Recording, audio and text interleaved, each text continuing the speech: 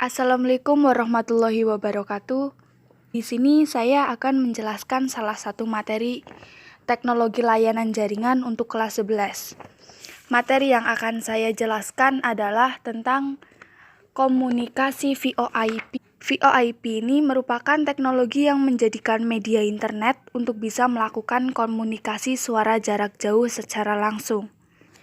Cara kerja dari VoIP sendiri ini dengan merubah data analog menjadi data digital dan dikirimkan melalui jaringan berupa paket data secara real time. VoIP ini juga memiliki beberapa syarat dasar. Yang pertama adalah komputer itu harus terhubung ke internet. Ini wajib banget ya, kalau nggak terhubung ke internet otomatis kita nggak bisa ngakses. Kemudian yang kedua adalah memiliki sound card yang dihubungkan dengan speaker dan mikrofon. Beberapa variasi penyambungan. Yang pertama menggunakan melalui komunikasi suara dari komputer ke pesawat telepon IP atau IP phone.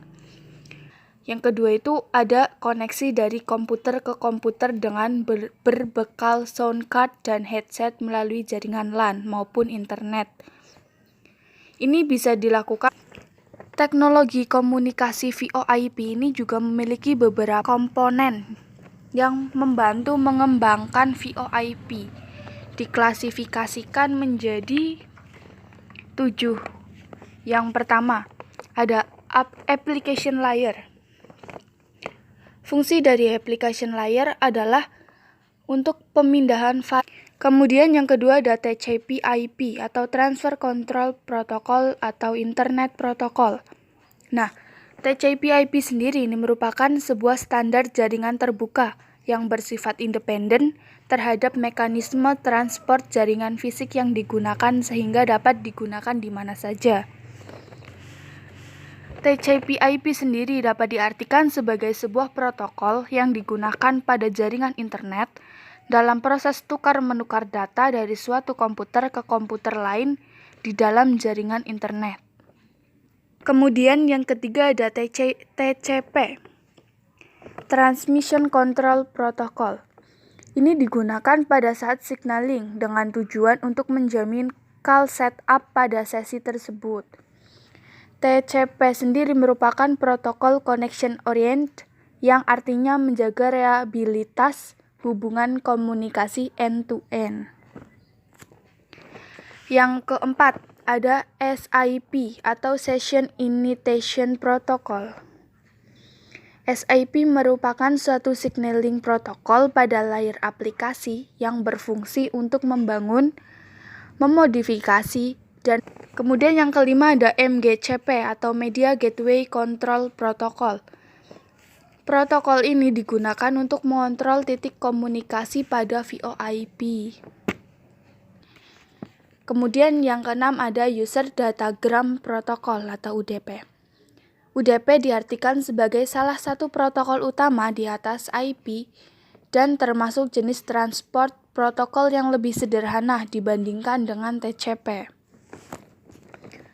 Nah, UDP ini juga merupakan salah satu protokol penting yang digunakan sebagai header pada pengiriman data selain RTP atau Real Time Transport Protocol dan IP.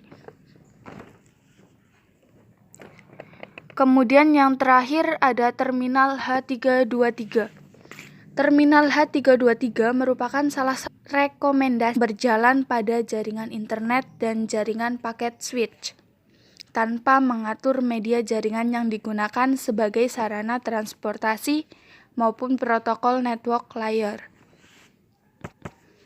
Untuk standar dari H323 ini mengatur beberapa hal. Yang pertama ada audio codec. Bertugas untuk mengkodekan data dari sumber suara untuk dikirimkan dan mengkodekan sinyal kode yang diterima untuk didengarkan oleh penerima. Yang kedua ada video codec.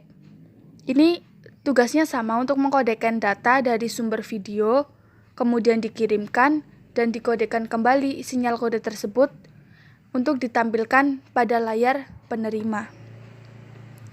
Yang ketiga ada control unit.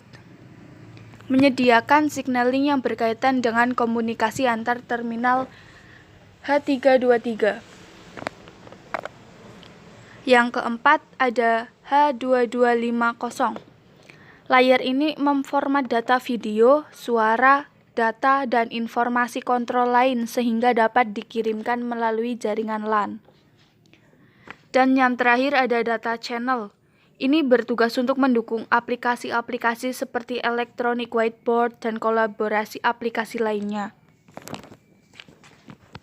Nah, jadi untuk penjelasan tentang materi VoIP, teknologi komunikasi VoIP, cukup sekian dari saya. Semoga bermanfaat, dapat diambil ilmunya, dan mohon maaf apabila ada beberapa kata yang kurang berkenan dan kurang jelas. Terima kasih.